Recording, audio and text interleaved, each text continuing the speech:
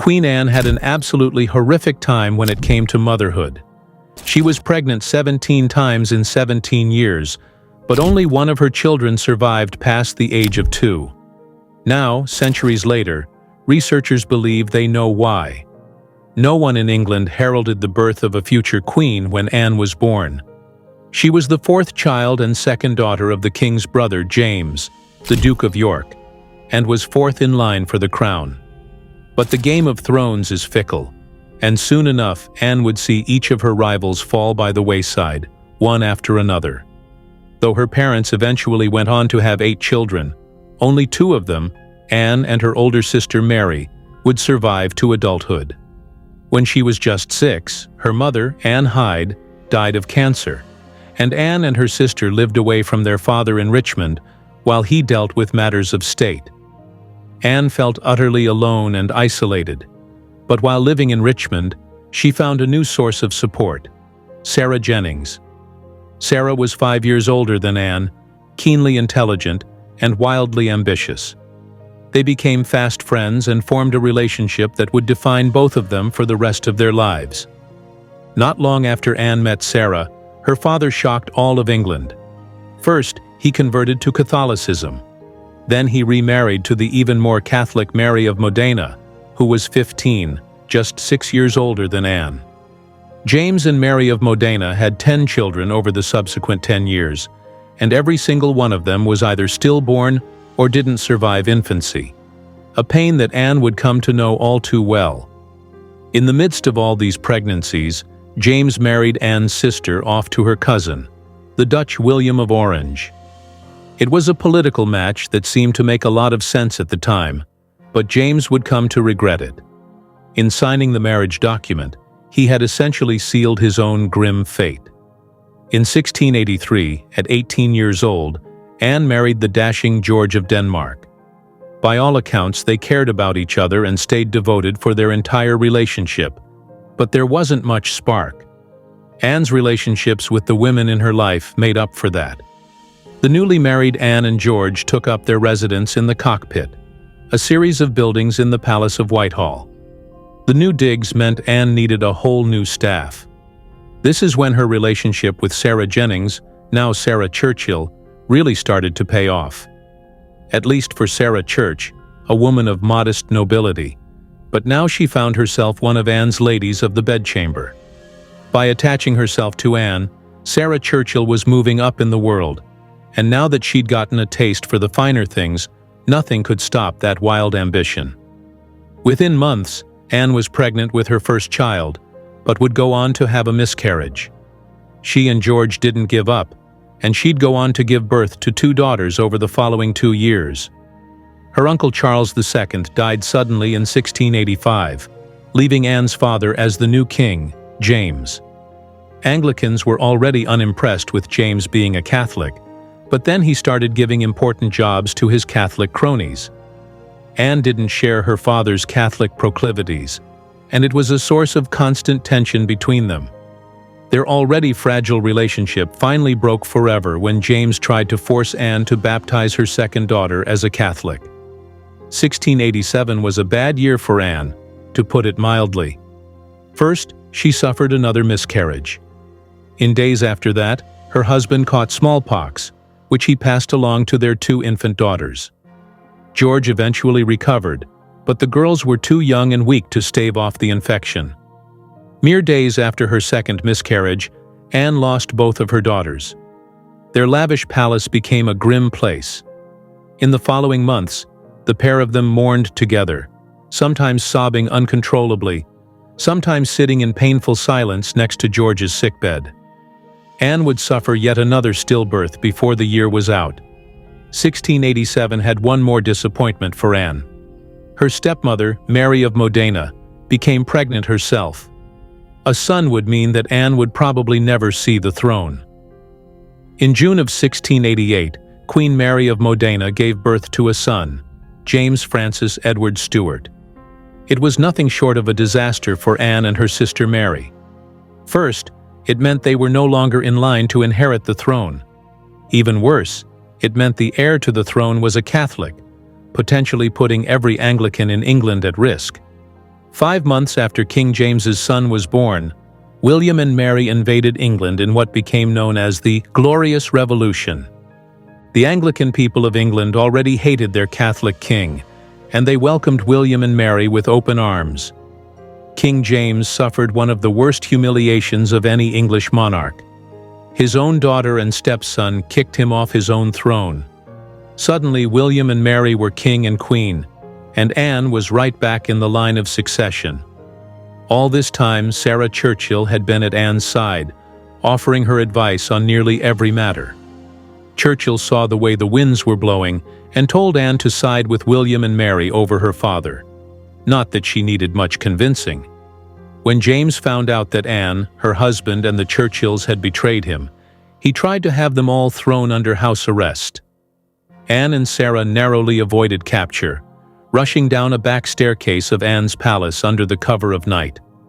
Reportedly, when James learned of Anne's escape, he cried out, "God help me! Even my children have forsaken me."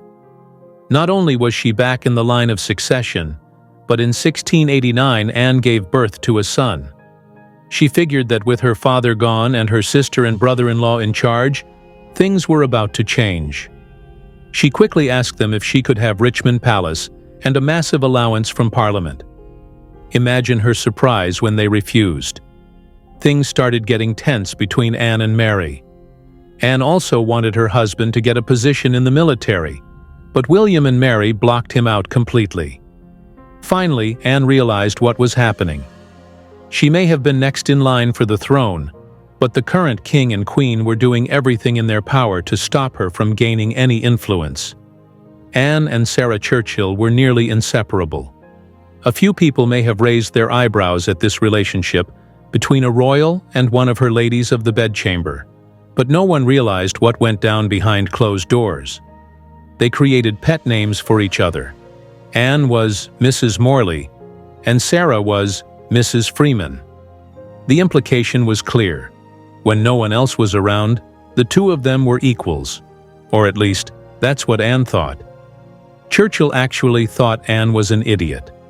She devoted her life to the royal, but thought her to be a dreadful conversationalist and found being with her extremely boring. As soon as King James was out, Sarah Churchill's attachment to Anne started to pay off. William and Mary made her husband the Duke of Marlborough and offered him several important political offices. Churchill was now a duchess, but just a couple of years later, William and Mary began to realize the amount of influence Sarah Churchill had over Anne, and the Queen demanded that Anne dismiss Sarah. When she refused, Mary had Sarah Churchill forcibly removed from the royal household. Mary had had enough. She dismissed Anne's honor guard, forbade any courtiers from visiting her, and told all government officials to ignore everything she said. By this point, the two sisters hated each other almost as much as they hated their father. But soon, a cruel act for Mary would destroy their relationship forever. Soon after, she left the palace and gave birth to another son who died minutes after being born. As Anne mourned, her sister came to visit. But if Anne thought the Queen was there to offer her condolences, she was wrong. Mary didn't show up at Anne's door to mourn a lost nephew. She took the opportunity instead to scold her over her friendship with Sarah. For Anne, laying there weeping for a lost son, hearing her sister scream at her about her best friend was the breaking point.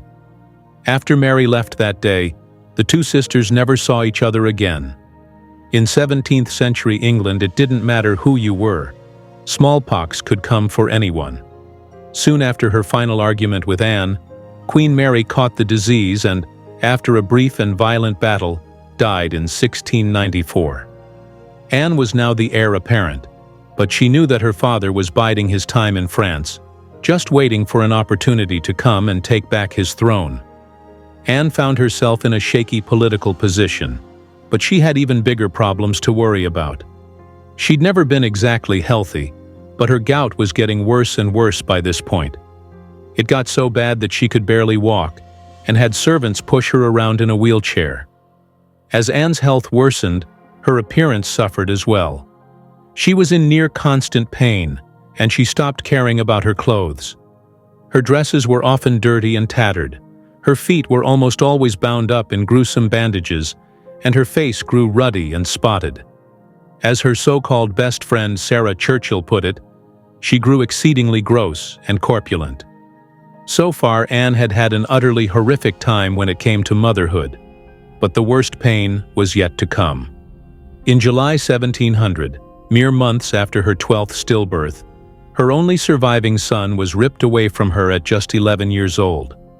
She'd spent nearly 20 years trying to have children, and now she lost her final one. Historians wrote that the boy's passing left Anne and her husband overwhelmed with grief. A year later, Anne's father, the ex-King James, also died. Soon after his demise, Anne's hated stepmother, Mary of Modena, sent Anne a letter. In it, she pleaded with Anne to restore her father's line and make her son the king upon William's death. As if in 1702, King William died, and Anne was finally queen. The English people rejoiced. They liked William more than the Catholic James, but William was still a Dutchman. With Anne, they finally had a proper English Anglican monarch. Anne's coronation wasn't exactly the most inspiring sight. Crippled with agonizing gout, she couldn't make the walk to Westminster Abbey, and had to have servants carry her to the church in a sedan chair. Under Anne's reign, England and Scotland joined as a single country, Great Britain, with a single parliament. After literally centuries of conflict and war between the two countries, Anne became the first ever Queen of Great Britain. Queen Anne's coronation must have felt like a vindication for Sarah Churchill. She'd hitched her wagon to this unlikely royal a lifetime ago, and now it was finally time to earn dividends. By this point, Churchill had become used to having Anne listen to everything she said. Abigail Hill was Sarah Churchill's cousin, though from a low-born side of the family. While Churchill enjoyed the comforts of nobility, the Hill family fell on hard times, and Abigail had been forced to take up work as a servant. Sarah Churchill helped pull Abigail out of the gutter, but not necessarily out of the goodness of her heart. Most likely, Churchill thought it a terrible embarrassment to have a close relative demeaning herself as a servant. Either way, Churchill took Abigail into her own household and essentially sealed her own fate. Thanks to her connection to Sarah, Abigail managed to get a job in Queen Anne's palace in 1704. Anne quickly came to know her young maid Abigail and found her to be everything Sarah Churchill wasn't. Sarah was intense, domineering, and ambitious. Meanwhile, Abigail was kind, gentle, and sympathetic. Pretty much everyone in Anne's life had mistreated her since day one, so Abigail's compassion was a welcome change. The two started becoming very close, and Churchill didn't realize what was happening until it was too late. Sarah Churchill, the Duchess of Marlborough, had become a pretty important person. That meant she was busy, so she spent almost no time at the royal palaces anymore. Because of that, it took her years to learn that Anne and Abigail had become extremely close. She finally discovered Anne's secret in 1707, a full 3 years after Abigail arrived. But even still, when she arrived and saw what Anne had done, it left her utterly stunned. Not only had Anne married Abigail to a gentleman from her household, she'd actually given her a massive dye from the privy purse. However, Sarah was the keeper of the privy purse. She took Anne's gift as a personal betrayal. One day, Sarah Churchill returned to Anne's palace to learn that Abigail had actually moved into her rooms. Anne had made it clear. Abigail was taking Sarah's place. As revenge, Sarah commissioned a writer to craft an utterly scandalous poem that implied Anne and Abigail were in a lesbian relationship. The poem caused a swirl of rumors and gossip, but Sarah didn't stop there. She wrote Anne a letter containing excerpts from the poem along with the line, "Such things are in my power that if known might lose a crown." Anne had long since given up on having children, but that doesn't mean there were no more tragedies left for her. In 1708, her beloved husband died, leaving her completely alone. She needed support now more than ever, but Sarah Churchill was never the supportive type. Churchill's cruel behavior after Prince George's passing was the final nail in the coffin. From the moment of Prince George's last breath, Sarah Churchill, Duchess of Marlborough, began exerting her will on Queen Anne, who was already deeply mourning the loss of her husband. Anne's grief was palpable, but Sarah's actions were anything but compassionate. She immediately took down George's portrait from Anne's bedchamber, a painful reminder of her loss, and then demanded that the Queen move to a different palace, further adding to Anne's distress. Anne just wanted to mourn in peace, but Sarah's domineering attitude only intensified. Her behavior became increasingly erratic and aggressive. She showed no sensitivity toward Anne's emotional state, pushing her agenda with little regard for the Queen's feelings. Sarah's harsh treatment and constant meddling reached a boiling point when the topic of Abigail Masham, Anne's new favorite and a cousin of Sarah's, was raised. Sarah was openly disdainful of Abigail, dismissing her as nothing more than a foolish and insignificant companion. This new relationship between Anne and Abigail clearly threatened Sarah, who had long relied on her closeness to the Queen for influence and power. Sarah's bullying reached such an extent that Anne was compelled to write a heartfelt letter to Sarah's husband, John Churchill, Duke of Marlborough. In her plea, Anne asked him to intervene and to make his wife leave off teasing and tormenting me and behave herself with the decency she ought both to her friend and Queen. It was a desperate cry for relief from the emotional turmoil that Sarah was causing. However, Sarah's arrogance and refusal to acknowledge Anne's distress only pushed the Queen further away. Queen Anne, who had endured Sarah's overbearing behavior for years, finally reached her breaking point. The tension between them could no longer be ignored. Anne realized that she could not continue to tolerate Sarah's manipulation and emotional cruelty. In a decisive move, she demanded Sarah's resignation from her official duties, effectively severing their long-standing relationship. This marked the end of Sarah's political influence and her personal hold over the Queen. As a final blow to her former confidant, Anne appointed Abigail as the keeper of the privy purse, a significant position of influence and trust. This decision was not just a reward for Abigail's loyalty, but also a clear message to Sarah that her time of dominance was over. Sarah Churchill, who had spent much of her life leveraging her friendship with Anne for personal gain, had finally overplayed her hand. Her relentless ambition and her inability to recognize the limits of her influence led to her downfall. Despite her ousting from the Queen's inner circle, Sarah was far from destitute. By the time of her death at the age of 84, she was one of the wealthiest women in Europe, having amassed a great fortune through her marriage and her own shrewdness. Her wealth ensured that she lived comfortably, but her fall from grace was a significant blow to her ambitions and ego. Meanwhile, Anne continued to favor Abigail, who, despite her lower birth, now found herself in a position of unprecedented favor and influence. Abigail's rise was rapid and dramatic, especially for someone of her standing. Her newfound prominence, however, did not equate to unchecked power. She remained somewhat constrained by her background and the limits placed on her by the nobility. Yet, Anne's support never wavered. In a bold and unprecedented move, Anne created 12 new peers in the House of Lords, a clear demonstration of her determination to reshape the court according to her preferences and perhaps to ensure Abigail had allies in her new role. This creation of new peers was not only a strategic political move, but also a symbol of Anne's final break from Sarah's influence. The elevation of these new peers disrupted the established order, reducing the dominance of Sarah's supporters and altering the balance of power within the English aristocracy. It was a clear assertion of Anne's authority and a demonstration of her ability to govern without the overbearing presence of her former favorite.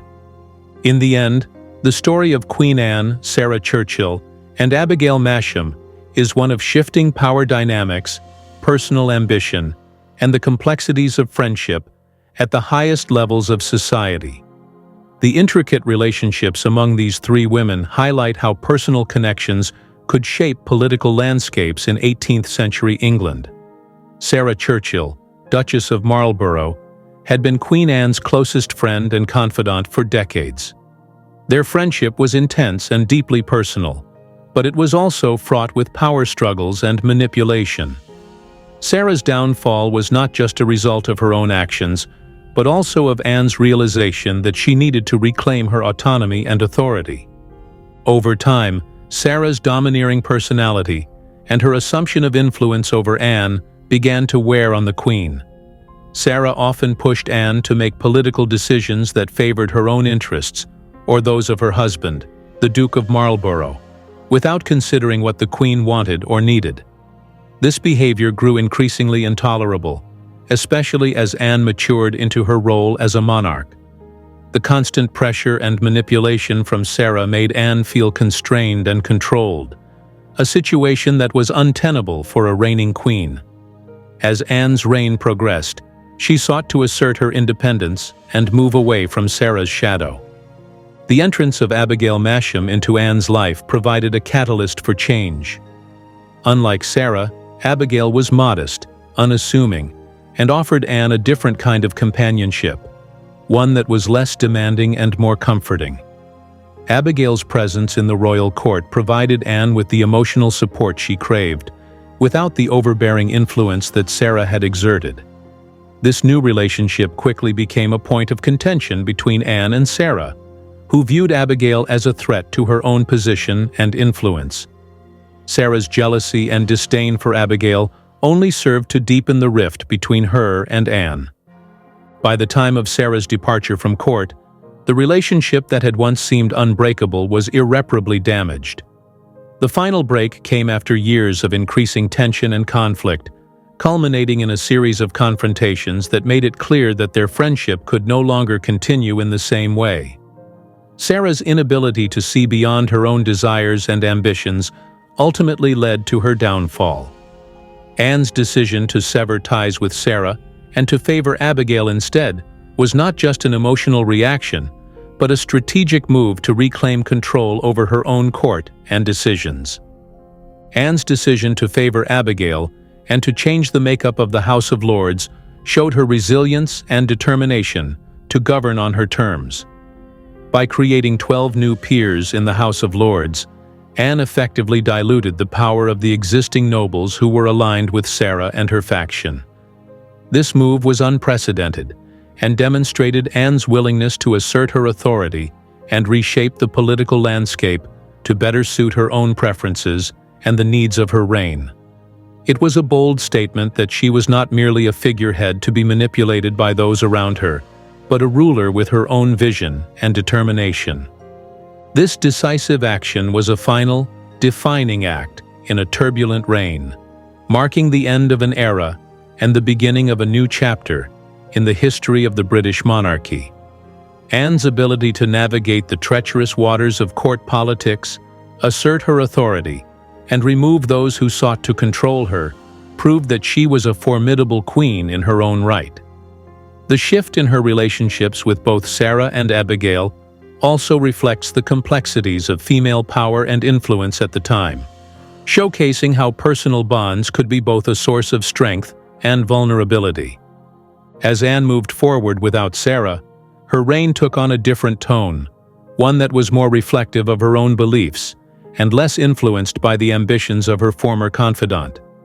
This period of her rule, though marked by personal loss and political strife, ultimately allowed Anne to establish herself more firmly as a monarch who was capable of making her own decisions and leading with her own sense of purpose.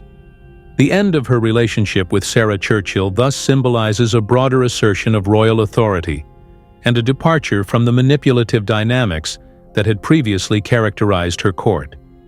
This pivotal moment in Anne's reign not only reshaped the power structures within her court, but also underscored her legacy as a queen who, despite many challenges, remained resolute in her determination to rule on her own terms.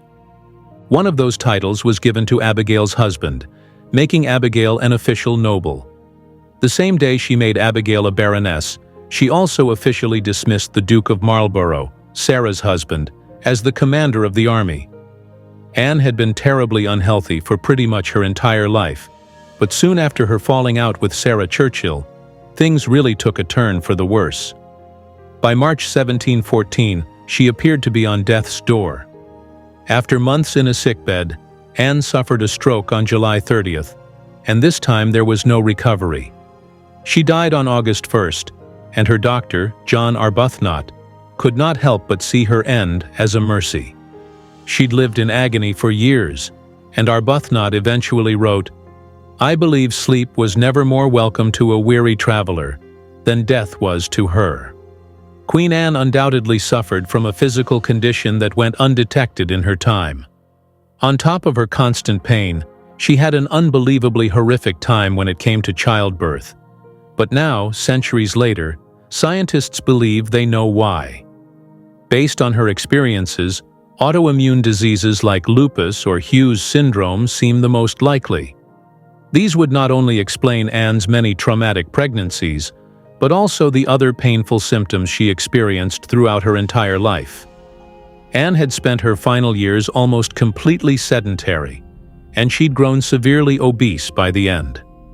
Reportedly, her coffin was so massive that it took 14 men to carry it, but that wasn't nearly the worst indignity that Anne suffered in death.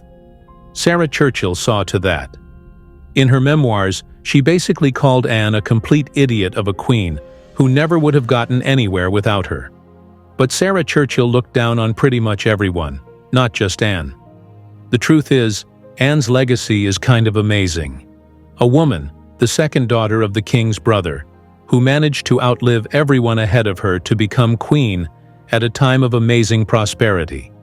She took a more active role in Parliament than any monarch before her, and her reign saw unbelievable progress in the arts, economy, science, and politics, made even more remarkable by the sheer amount of tragedy she suffered. Turns out, Queen Anne was something of a boss. If you enjoyed this video, please give it a like and subscribe for more videos.